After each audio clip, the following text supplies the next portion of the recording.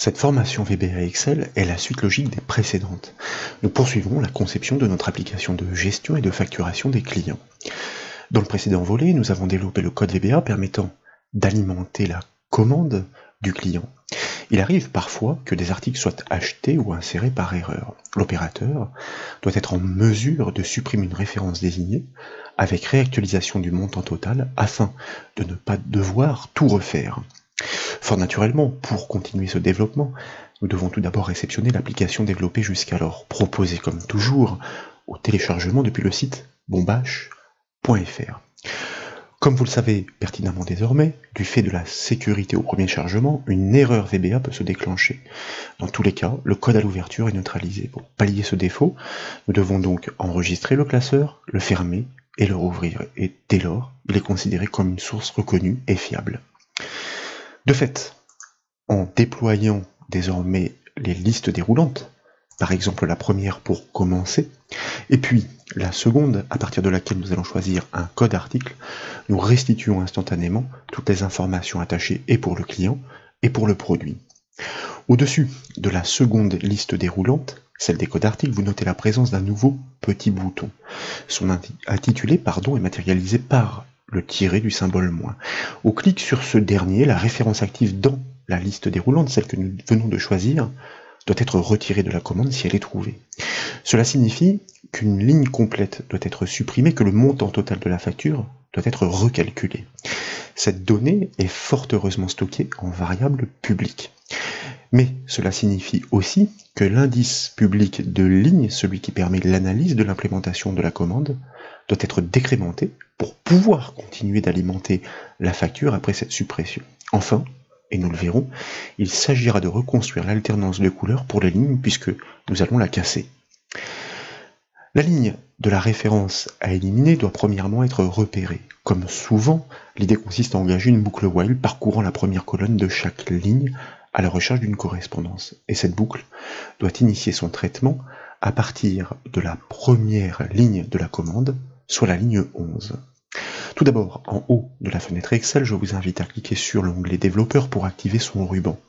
Et dans la section Contrôle du ruban, à cliquer sur le bouton Mode Création pour passer en conception des contrôles ActiveX posés sur la feuille.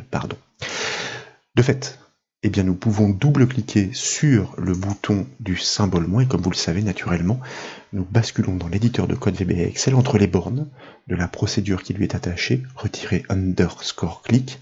Son code se déclenchera donc à chaque clic sur ce bouton.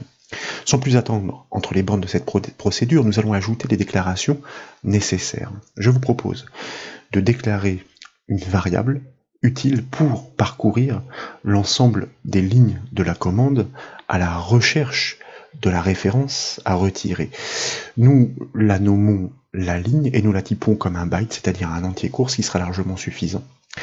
Ensuite, nous allons déclarer une variable que je vous propose de nommer PUHT. Il doit récupérer le total hors taxe de l'article. Il s'agira justement de soustraire au total de la commande.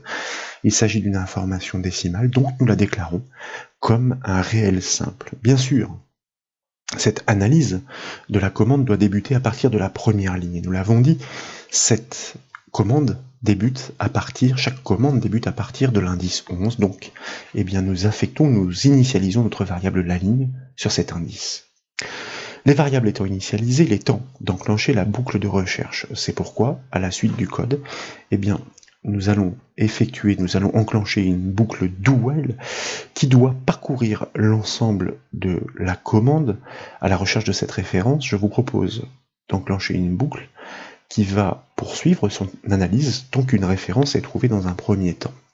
Et puis nous effectuerons le test à l'intérieur. Nous exploitons l'objet range permettant de désigner une cellule ou une plage de cellules. En l'occurrence ici, c'est une cellule qui nous intéresse, celle de la référence pour la commande et pour la ligne en cours. Donc repérée par l'indice B et la ligne en cours, information statique, que nous concaténons avec l'information dynamique de la variable locale, la ligne que nous avons déclarée et initialisée.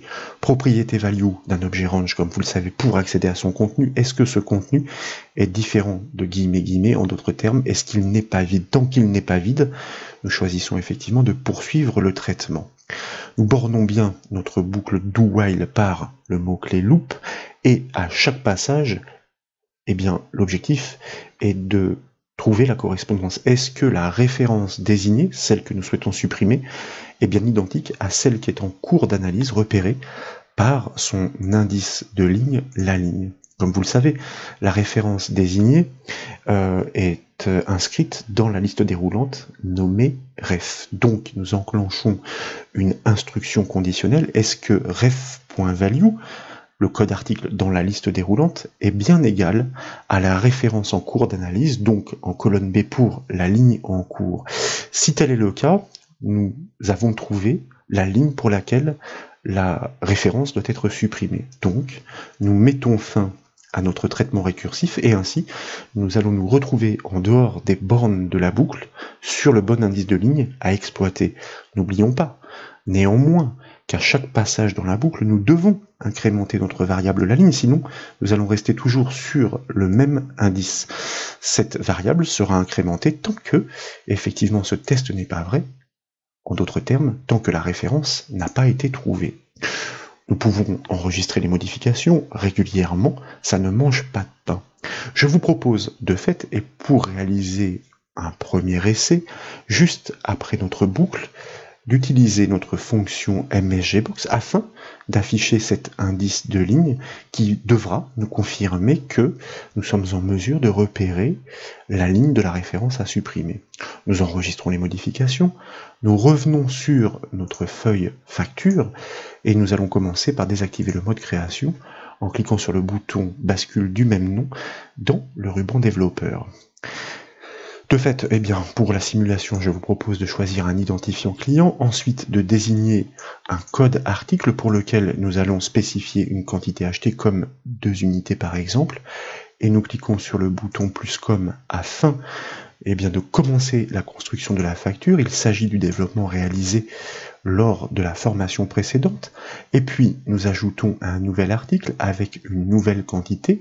Les lignes viennent parfaitement se greffer juste en dessous, le total hors taxe s'actualise, se consolide et s'actualise parfaitement. Et pour la démonstration, je vous propose d'ajouter une dernière référence pour laquelle, par exemple, nous allons commander 3 unités que nous ajoutons avec l'actualisation, une fois encore, de toutes les informations. Désormais, parmi ces références, je vous propose de sélectionner l'une d'entre elles, comme par exemple le 3062 PCN 44, soit eh bien, le deuxième article intégré dans cette commande, et de cliquer sur le bouton moins pour constater que le msgbox nous renvoie la ligne 12, confirmant que nous avons parfaitement repéré la ligne de l'article à supprimer. C'est donc par cet indice clairement identifié que nous allons pouvoir engager la suppression totale de la ligne afin de retirer l'article demandé. Cette suppression va avoir pour conséquence de remonter toutes les lignes du dessous. Donc, pour que l'implémentation de la commande puisse se poursuivre, nous devons décrémenter la variable publique ligne, celle qui sert justement à alimenter cette commande. De même, cette action va saboter l'alternance des couleurs sur les lignes de la commande, fort naturellement. Nous engagerons donc un traitement indépendant pour la réhabiliter. N'oublions pas enfin que nous devons actualiser le montant total de la commande en lui soustrayant le total de l'article supprimé, cela va de soi. Après avoir validé donc cette alerte, je vous propose, par exemple, par le raccourci clavier Alt F11, de revenir dans l'éditeur de code VBA et Excel. Nous allons commencer, avant de poursuivre, par préfixer notre instruction du msgbox d'une apostrophe, comme vous le savez, pour la passer en commentaire. Et puis, à la suite du code, donc dans les bornes de la procédure, eh bien, nous allons enclencher le traitement de suppression. Mais tout d'abord, je vous propose de réaliser un test important et je vais vous expliquer pourquoi. Il consiste à vérifier que eh bien, la ligne que nous souhaitons supprimer n'est pas la première et qu'elle n'est pas la seule, car si elle est la seule, c'est elle qui possède les attributs de format que nous devrons répliquer. Donc tant que d'autres articles ne sont pas ajoutés, eh bien, nous refusons sa suppression. Tout d'abord, nous devons nous assurer que, eh bien, au sortir de la boucle, la référence a bien été trouvée, car nous pourrions, pourquoi pas, désigner une référence qui n'existe pas, même si ce phénomène a peu de chance de se produire dans la mesure où les références sont désignées par une liste déroulante nourrie depuis la base de données. Une sécurité supplémentaire n'est jamais inutile. Donc, nous effectuons un test sur notre référence en cours d'analyse repérée normalement par notre variable locale, la ligne. Point value, donc, pour accéder à son contenu, est-ce que cette valeur, cette référence, est bien identique à celle désignée depuis la liste déroulante et qu'il s'agit de supprimer, puisque nous sommes dans les bornes de la procédure retirer-clic, donc nous avons cliqué sur le bouton au symbole moins. Nous bornons bien sûr notre instruction conditionnelle que nous faisons suivre d'une seconde instruction, comme je vous le disais, pour nous assurer qu'il ne s'agit pas de la première ligne et du seul article. Donc grâce à la variable la ligne, nous vérifions tout d'abord si nous sommes positionnés sur la ligne 11, et en même temps que l'indice de ligne publique, celui qui consiste à positionner l'article sur la ligne suivante, qui a déjà été incrémentée, ne vaut pas 12, car si tel est le cas, eh bien cela signifie tout simplement que eh bien, il s'agit effectivement de la première ligne 11 et que l'article, ce premier article, est seul, que aucun autre article n'a pour l'instant été ajouté. Nous allons prévoir une branche else et nous allons borner notre instruction conditionnelle. Tout simplement, lorsqu'il s'agit du seul et du premier article, eh bien, nous allons informer l'utilisateur que, avant de supprimer pour des questions de réplication de mise en forme cet article, il convient d'ajouter d'autres articles, donc par exemple, ajouter d'autres articles avant de supprimer le premier. Le message est suffisamment clair. Bon, c'est une méthode, parmi d'autres solutions qui seraient envisageables. Ensuite, eh bien, dans le cas else où ce double critère n'est pas vérifié, nous savons que nous souhaitons supprimer un article qui n'est pas tout seul sur la première ligne. C'est pourquoi nous allons commencer tout d'abord par prélever l'information du total hors taxe de cet article, puisqu'il va s'agir de l'enlever au total qui avait été consolidé jusqu'alors pour le réactualiser. Donc nous allons pointer sur la colonne J, la colonne du total, l'indice J de notre objet range que nous concaténons avec l'indice de ligne dynamique, mémoriser notre variable locale, la ligne, comme toujours, propriété value pour accéder à son contenu. Suite à quoi? Eh bien, comme vous le savez, notre montant total hors taxe est mémorisé dans une variable publique qui se nomme THT. Eh bien, nous allons tout simplement lui enlever cette information numérique puisque nous supprimons l'article de manière à pouvoir le réactualiser avant de l'inscrire. Et c'est ce que nous allons faire dans la foulée. Par rapport à l'incrémentation naturelle de notre variable ligne, qui n'est pas la ligne et qui est donc une variable publique, eh bien, nous savons que le total hors taxe est situé à l'indice ligne plus 1. Nous allons donc naturellement pointer dessus, grâce, comme toujours, à notre objet range, en désignant la colonne J que nous concaténons, cette fois-ci avec la variable publique ligne plus 1, qui va pointer donc sur le total hors taxe, point value, que dans un premier temps, nous réinitialisons alors que nous n'avons pas encore, que nous réindexons alors que nous n'avons pas encore supprimé la ligne de l'article, chose que nous allons maintenant réaliser dans la foulée. Et pour ce faire, eh bien, nous allons désigner effectivement notre ligne en cours à partir, par exemple, de la cellule de la référence, donc en colonne B, et nous pointons sur la ligne en cours qui a été repérée par la variable la ligne, cette fois-ci, attention de bien faire la distinction, notre variable locale, et comme vous le savez, eh bien notre objet range propose une propriété qui se nomme entire row à partir de cette cellule pour désigner l'intégralité de la ligne, et il s'ensuit dans la hiérarchie la méthode delete pour justement supprimer l'intégralité de cette ligne. Alors, j'ai dû faire ici une erreur de saisie, alors je vois que j'ai mis deux parenthèses par inadvertance, d'où eh bien, le message d'erreur qui est apparu, ce n'était donc pas bien grave. Désormais, la ligne de notre article est effectivement supprimée. N'oublions pas eh bien, que nous devons décrémenter notre variable publique ligne qui va permettre de reprendre l'implémentation de notre commande à la suite, sauf qu'entre-temps, eh bien, nous avons supprimé une ligne. Donc, eh bien, pour nous repositionner correctement, nous devons effectivement à chaque suppression décrémenter notre variable publique ligne. De la même façon, comme nous avons une alternance de couleurs pour pouvoir poursuivre cette implémentation à partir de la bonne couleur, nous devons basculer notre variable booléenne, celle du test pour cette alternance. Eh bien, tout simplement, si notre variable publique, je vous le rappelle, couleur vaut true, à ce moment-là, eh bien, nous basculons notre variable couleur à false, et si elle vaut false, nous la basculons à true. Donc, pour l'alternance. Else, bien entendu, et dans le cas où effectivement elle valait false, nous la mettons bien à true, et nous n'oublions pas de borner notre instruction conditionnelle, et nous sommes effectivement imbriqués dans plusieurs instructions conditionnelles.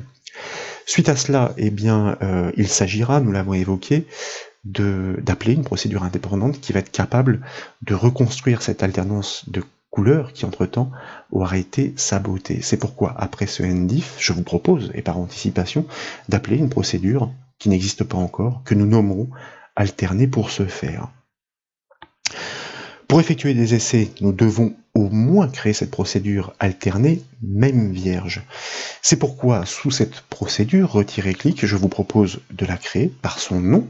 Je vais me permettre de copier son nom, donc private sub alterner, et au moins ces bornes existent. De fait, nous pouvons enclencher l'exécution de notre code sans générer d'erreur. Nous enregistrons donc les modifications. Ensuite, je vous propose de revenir sur la feuille facture, comme nous l'avons fait précédemment, de fermer le classeur, et puis nous allons ensuite le rouvrir pour pouvoir réaliser une simulation en bonne et due forme avec des variables publiques qui ont été parfaitement réactualisées. C'est donc très important. Nous choisissons bien sûr un identifiant client dans la foulée. Nous choisissons effectivement une première référence à ajouter avec une quantité associés, par exemple 2 ici, nous poursuivons, alors je vais les prendre dans l'enchaînement pour bien que ce soit un petit peu plus rapide, avec à chaque fois des quantités effectivement associées, ici par exemple 2, toujours cette alternance de couleurs qui est constatée, ces implémentations qui se font naturellement à la suite, et ce montant total qui est parfaitement consolidé. Je vous propose après cela de sélectionner l'une des références qui a été ajoutée à la facture, comme par exemple la deuxième, la 3062 PCN42, et de cliquer sur le bouton moins pour tenter de la supprimer de la facture. Et aussitôt, comme vous pouvez le voir, la ligne de la référence spécifiée est bien supprimée. L'article est donc bien retiré de la commande. De plus, le montant total est parfaitement actualisé. Mais comme vous pouvez le voir, l'alternance de couleurs est cassée, ce qui est fort logique. C'est pourquoi la procédure alternée que nous avons prévue est absolument nécessaire. Si vous éliminez une autre référence, nous pourrions prendre par exemple la dernière, donc il s'agit bien du 3062 VTN 40, si nous cliquons sur le bouton moins, elle est parfaitement supprimée, et si vous sélectionnez une nouvelle référence pour poursuivre, reprendre la construction de la facture, par exemple ici avec 3 unités achetées, vous remarquez que la construction reprend naturellement grâce à l'actualisation de la variable publique ligne, donc vraisemblablement jusque-là tout va bien, notre code est parfaitement fonctionnel, et vous voyez que par la réactualisation de la variable couleur, l'alternance reprend. Sauf que, entre-temps, et nous l'avons dit, elle a été cassée, il va falloir la réparer après la suppression de l'article. C'est pourquoi je vous propose de revenir dans l'éditeur de code VBA-Excel, et plus spécifiquement dans la feuille de code de notre feuille facture, et nous devons nous rapprocher donc de notre procédure alternée. Nous cliquons entre les bornes de cette procédure pour y placer le point d'insertion. Il va s'agir de reprendre l'analyse de toutes les lignes de la commande de la première jusqu'à la dernière. C'est pourquoi nous commençons par déclarer les variables nécessaires, comme précédemment une variable locale, donc elle peut porter le même nom, car je vous rappelle que sa durée de vie est limitée aux bornes de la procédure, donc dim la ligne asByte comme un entier court. Nous allons de la même façon déclarer une variable locale pour gérer la couleur, l'alternance de couleurs comme un booléen donc. Lorsqu'elle est vraie, elle devient false. Lorsqu'elle est false, elle devient true. Nous calons l'indice, la variable ligne sur le premier indice de ligne de la commande, soit l'indice 11 comme vous le savez, et puis notre alternance de couleurs commence par une ligne qui ne possède aucun attribut, donc nous initialisons notre variable la couleur à false. Ensuite, il s'agit de parcourir l'ensemble des lignes de cette commande, donc nous engageons une boucle while, un traitement récursif. Nous allons pour l'étude tout placer, comme nous l'avons fait précédemment sur la colonne B, celle des références, grâce à notre objet range, pour un indice de ligne dynamique, donc que nous concaténons avec notre variable la ligne qui va être incrémentée à chaque passage. Et la question pour pouvoir poursuivre ce traitement est de savoir si cette ligne est non vide, différente de guillemets, car tant qu'elle n'est pas vide, cela signifie qu'il y a bien un article qui a été ajouté dans cette commande et donc que nous devons reconstruire les jeux de couleurs. La question est, à chaque passage, est-ce que la couleur vaut true? Si notre variable booléenne vaut true, eh bien nous devons effectivement appliquer des attributs de mise en forme. Dans le cas contraire, nous laisserons la ligne dans ses attributs naturels. Et pour cela, nous devons désigner la ligne intégrale de la commande qui va de la colonne B jusqu'à la colonne J grâce à notre objet range avec une partie statique. Donc, nous partons de la colonne B pour la ligne en cours repérée par la variable locale la ligne, mais ce n'est pas terminé puisque c'est l'intégralité de la ligne qui est concernée, les 2 points pour spécifier une plage jusqu'à la colonne J. Pour la ligne en cours, nous fermons donc la double cote et nous respécifions l'indice de ligne donc pour pouvoir parfaitement désigner l'intégralité de la ligne de l'article en cours d'analyse. Associé à un objet de type range, il y a beaucoup de propriétés, dont la propriété intérieure qui permet de désigner ses attributs de remplissage, et la propriété dérivée, comme vous le savez, color index, qui permet d'attribuer par un numéro une couleur primaire, en l'occurrence ici la couleur 15 pour un remplissage gris relativement foncé. Et dans le même temps, pour que le texte ressorte bien pour cette alternance de couleurs, cette fois-ci c'est la police que nous souhaitons adapter avec une couleur plus claire, et nous allons de fait trancher. Bien entendu, dans le cas où nous avons effectué ces réglages pour la prochaine ligne qui va être passée en revue dans cette boucle, eh bien il ne faut pas qu'il y ait d'attribut de couleur pour cette alternance. C'est pourquoi nous n'oublions pas de basculer l'état de notre variable booléenne qui était à true à false, et dans le cas contraire, eh bien nous allons pourquoi pas régler des attributs de couleur, on va dire différents, tant qu'à faire, puisqu'il faut la reprendre, puisque je vous rappelle que, comme nous venons de retirer des articles de la facture, eh bien, certaines sont susceptibles d'avoir conservé des attributs de mise en forme avec ce fond qui est gris foncé. Donc, eh bien, dans le cas où il n'y a pas de mise en forme, intérieur color index égale 2, ça veut dire que nous remplissons la ligne de blanc, et inversement, le texte, lui, doit revenir dans un gris pour trancher celui que nous avions à l'origine, color index 16. Et si effectivement, eh bien, la variable la couleur valait false, pour la prochaine, il faudra appliquer des attributs, donc nous la basculons à true.